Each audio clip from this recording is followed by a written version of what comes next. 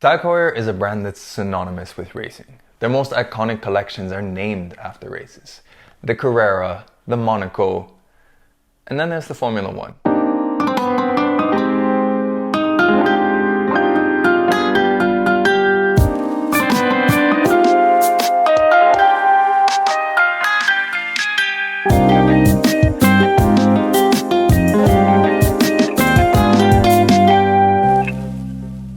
Hi everyone and welcome to Shah, Lusso, and yes, today we are talking about the Tag Heuer Formula 1.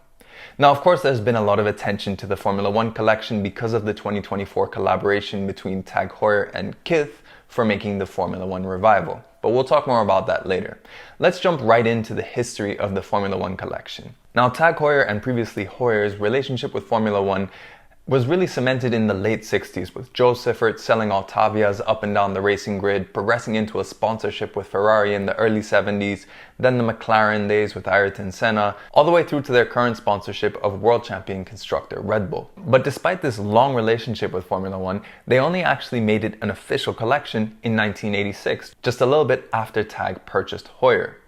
And at that time, they introduced what was essentially a plastic watch in a ton of different colors with a quartz movement. Sounds kind of familiar. But if we fast forward into the 20th century, the Tag Heuer Formula 1 is not only Tag Heuer's best-selling model, it is also still very much their entry-level piece. Often derided, and maybe this has given it somewhat of a bad reputation because a lot of the movements are still quartz. A lot of them were sold in department stores, things that were a bit antithetical to the luxury image that Tag Heuer is trying to push in many cases. And say what you will about the quartz versions, there are still some gems within the Formula 1 collection that perhaps are a little bit better than most people expect. And that brings us to the watch we're looking at today. This here is one of the most basic Tag Heuer Formula 1s that you can get. It's a 41mm stainless steel.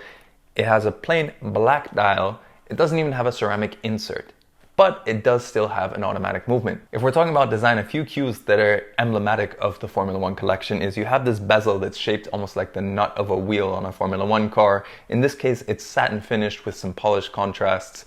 You have these nice big numerals at the 12 and 6. That combined with the black dial gives it a little bit of a Rolex Explorer vibe. And then one major highlight of most of the Formula 1s is they have this really intricate crown with this knurling. It's almost like a gear. It's really easy to grip, but just very distinctive as far as crowns go. For such a small component of the watch, they put a fair bit of thought into it. There's also tons of little details that at the end of the day go a bit above and beyond what you normally consider for an entry-level watch. Things like the faceted hands and the rhodium plate applied indices add a little bit more of that luxury feel to it. The differential polish, again, something that adds a little bit more visual impact, but also would increase a little bit of the cost. This is at the end of the day supposed to be a racing watch, but it still has 200 meters of water resistance and it's a proper rotating bezel. So this does double as a dive watch. It even has a dive extension.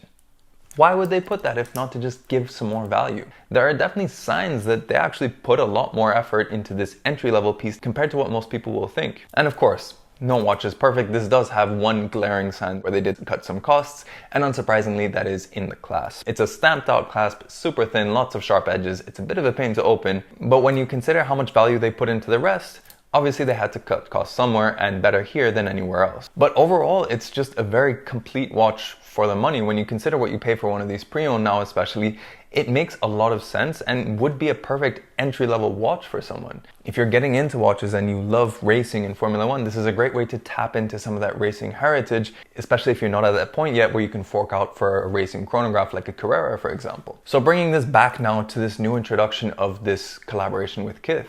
While yes, it is great that they're harking back to their heritage and introducing a cool retro design, you can't help but wonder that this is Tag Heuer trying to recreate some of that moonswatch magic. And the problem with that is that at 1,500 euros new, we already saw the backlash when Swatch tried to recreate that moonswatch magic by introducing the Blanc Point version. And that showed that people are only willing to pay so much. It's still early days to see if there's any longevity to this initiative or if it spawns maybe a new ground floor for the Formula 1 that allows them to put more effort into maybe pushing more value into the regular mechanical Formula 1s. But it does unfortunately bring back a little bit of that notion that the Formula 1 is Tag's entry-level watch. When you look at what they've done with the Carrera and the Monaco, pushing them further up market by making them have more value on the inside, by harking back to that racing legacy, you would expect that for a collection that's named after the pinnacle of motorsport, they would give it a bit more deference and not make it just be their entry-level piece. Tag Heuer, in my experience, is a brand that offers tons of great value and heritage, especially through the Monaco and the Carrera. And now, having tried out this mechanical Formula One, I have to admit that they also bring a lot of it into the Formula One collection as well if you get the right model. So I really hope that this is an opportunity just to create a springboard for the collection where this KITH collaboration serves as just sort of the entry level, harking back to the nostalgia of the original one, which was meant to be an entry level piece, but that they then build a proper Formula One collection that's a bit more in line with what they've done with the Monaco and the Carrera in the last few years. But let me know in the comments below, what do you think of the Tag Heuer Formula One? Do you think that this is an ideal entry-level watch? What do you think of the new collaboration with KITH? And what direction do you think that Tag Heuer should take with the Formula One in the future? I'd love to know your thoughts in the comments below. Of course, if you like this video, then make sure you like it and share it. If you want to see more pictures of watches, then make sure you follow me on Instagram at Shah Lusso. If you want to see more videos of watches, then make sure you subscribe to the channel and check out my Tag Heuer playlist if you want to see some more Tag Heuer content. But thank you for joining me on this quick exploration of one of Tag Heuer's most divisive watches, but definitely one that opens up a lot of opportunities for some great finds. We'll catch you on the next video.